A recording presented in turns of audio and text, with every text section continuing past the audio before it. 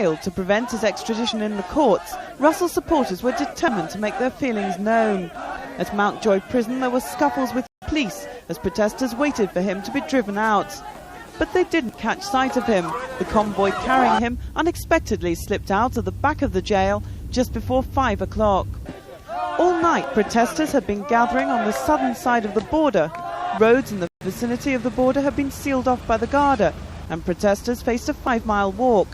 Nevertheless, by 5:30, several hundred were positioned on the main Dundalk to Newry Road. About 150 Gardaí in riot gear stood between them and the border. Just after 6 o'clock, police tried to move some barriers. There were scuffles, stones were thrown at the Gardaí, who responded with a baton charge.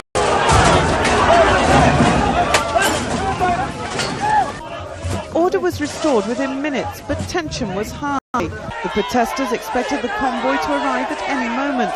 The Gardaí appeared to believe it was indeed going to try to drive through to the Carrick border post a few hundred yards further up the road.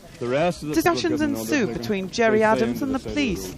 The Sinn Féin leader asked the crowd to stay back from the convoy, while he, Russell's sister Rosalie, and a number of others sat down in the road. Then the noise of a helicopter attracted the crowd. Just half a mile away, the handover had begun.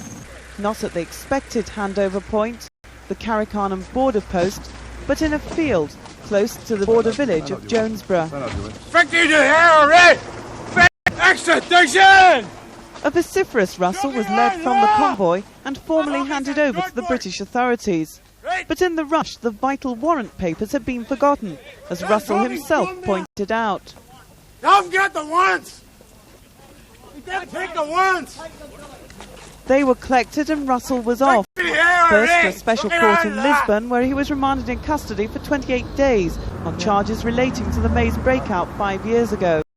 He was then taken to the Maze, his battle against extradition finally at an end. The bishop said the violence was no spontaneous outburst. It began after the extradition of Robert Russell from the Republic and continued almost nightly for a week. Buses, cars and lorries were hijacked and set on fire.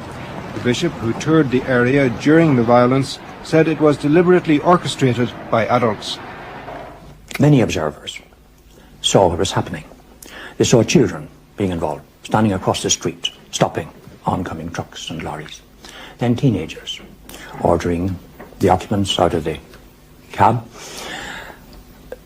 driving it then to a point where it could be positioned right across the road so to cause maximum dislocation. But all the time doing this under the command and at the orders of older men standing by, directing operations. And these included many well-known Sinn Féin activists. Both organisations, Sinn Féin and the IRA, have denied your claims. And when they called them to stop, it stopped.